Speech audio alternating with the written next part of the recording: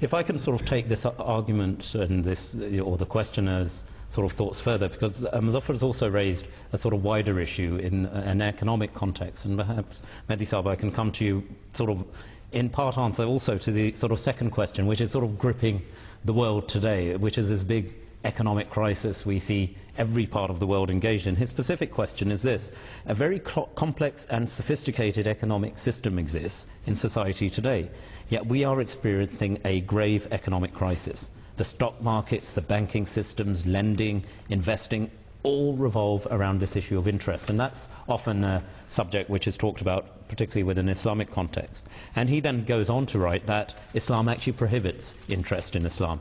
What are the alternatives then? We see a world which is based around the issue of interest. The banks run on interest. How would the Islamic economic system work? Two questions on society. Mehdi Saab. You know, to complement what Salbi Saab has said, I just want to quote Hazrat Mirza Tahir Ahmad Khifatul Masih Rabi Rahimahullah Ta'ala in his book, Islam's Response to Contemporary Issues. Towards the end, he says that if there is no God, there is no peace. So I agree what he has said. The word God has become a taboo for the modern man. They don't want to use it in schools. They don't want to use it anywhere. Before you go further, do you think they're scared? I mean, what's the fear of using this? This is number one, the wrong understanding of a secular system. That we are secular, we will not talk about God, and we will not talk about morality.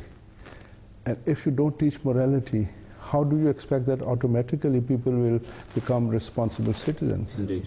This is not possible. I remember John Major, former Prime Minister of UK, once he said that now the enormous expense on the state because of teen pregnancies is there, billions of pounds, and he said that perhaps we can start promoting morality in the schools. Not because of any goodness, but because of their cost. Yeah. So this is something bad, and I don't know what's the situation here, but in Canada, they have abolished prayers in the public schools. Okay. They don't teach morality, and if you don't teach morality, you cannot expect that the next generation will be a good citizen automatically. On the other hand, if you don't talk about God and morality, you are promoting the atheist agenda. If you're not talking about God, you are bringing the next generation as atheists. So, and then there are a lot of things going on. Of course. There are big businesses, video games, crime and violence in video games. And do you think that's encouraging? How from the childhood they are getting excited by killing people, and then television and movies and all sorts of things.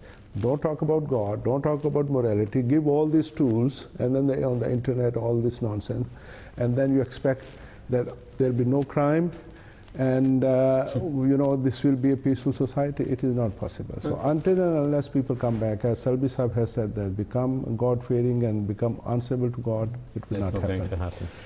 About the recent financial crisis, let me quote. There's a great prophecy in chapter 89, Surah Al-Fajr.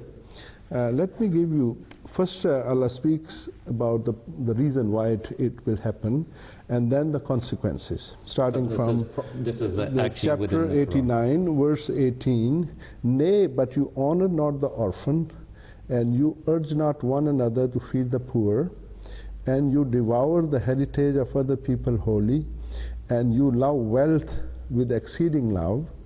Nay, when the earth is completely broken into pieces and made level. Okay. Now, if the poorer nations are forgotten, if this web of loans and all this, and this is modern type of slavery, and in the name of global economics, we have developed another type of slavery, and the bigger nations really don't care about the poor nation. If they really want to eliminate hunger, they can do that. but they will only do if they have a political mileage out of Indeed. it. And taking that concept of poverty, as Hanif Saab, if I could come to you, every Western government, in the context of the question, but within their economic system, is it mere lip service, they say, when they say we care about alleviating poverty? There was a famous rock star, Bob Geldof, who went around the world saying, my mission in life is to alleviate poverty. And in the context of the banking system, you know, interest is what it's based on. I mean, are these two things interrelated? I mean, and what is ultimately, I suppose, the solution here? The solution was captured in a scene that happened a few years ago in New Orleans, one of the oldest and most cultural cities of the USA. Yeah. A hurricane ripped through that city, and it exposed the lives of America in a way which the government was embarrassed, because here is a so-called superpower who's championing the cause that we will go around the world and take care of your poor, your sick, your lame, and all these things. And yet, when this hurricane tore off the roofs of the houses, we saw in our nation with great pain and anguish the suffering of a section of our country far beyond anyone could still imagine in that day and age. No, it was gripping everyone. I remember scenes of the question being asked, here is this powerful state, why is it not helping its citizens? Helping the citizens in the crisis, but prior to the crisis, how could they have allowed a section of their society to have fallen so low into depressed homes, you know, the squalid living conditions? It was obvious. And it speaks to this issue that slogans are there, always will be there for the person to gain the vote. But the realities of life have also been there. Mm-hmm. The system that is now in vogue, as Mahdi Saab has said very clearly, is not one based on looking after, with full sincerity, the needs of those who are impoverished, those who are the have-nots. And it's built to continue the wealth flowing into certain sections of society. Those are the wealthy. Banking system has been a blessing, but has been one of the greatest sources of, you can say, the destruction of society in recent years. Well, I think you say that, but I think that's probably not far off wide-held belief everywhere now, that the banking crisis has led to where we are today from an economic standpoint. Yes. But again, this is only certain aspects of it. Indeed. The banking system had to have been instituted to help people to gain enough capital to acquire business, to acquire homes, to do so many things in our nation. And the question is quite right. You know, in absence of this system, what does Islam offer as a counter solution? You just can't take away everything in society and say now, you know, everyone wait for the manna and salwa, you know, the quails and the things to fall from the heaven and live happily ever after. This is not how our government is set up. The current system of the USA is trying to reanalyze what we have been doing, where we failed. One of the things we failed in is the interest system.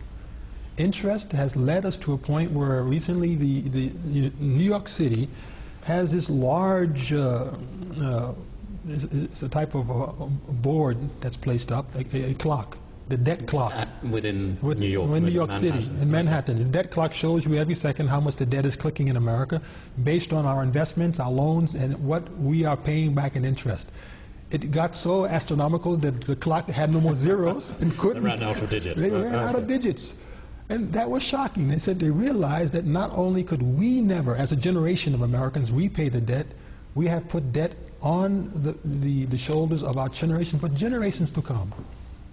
And this is a debt they still talk about in trillions of dollars. I mean, I can't even think of what that figure looks like if you try to stack it up. You know, the amount of wealth you're referring to. We can never repay this. It's based on the debt of interest. And the answer from an Islamic standpoint about, I mean, not all capitalism, from what you've said, indeed, we read, it's not that every element is wrong, it's how that capital works for the general good of society. Exactly, exactly. There have been examples in the early history of Islam where capital was a blessing, where the Muslims realized that you trade, you have business, but it's based on realities, that you can have profit, you can have loss. You must accept the fact of loss. But they were such honest people, such as the case of Abu Hanifa. He was such an honest man that people would come to his home and throw their wealth into his yard and say, please invest it, and whatever you gain out of it, share it with us. And this is the basic principle of how society should be run, that, you know, you have to have an honest system where there is a built-in mechanism of loss as well as gain, not just every time we invest, I gain and gain and gain as if my money is growing, and like it's growing apples and pears in my backyard. That is unrealistic, and it leads to the point we have reached now, unfortunately. Jazakallah. I know time moves on, and these are quite extensive subjects, Muzaffar Ahmad Saab, so I hope it, in part, certainly certain parts of your question have been answered. We hope, of course, both these issues of socio-economic issues are pertinent to society, the world as a whole, and indeed, I'm sure in subsequent questions we will return to this.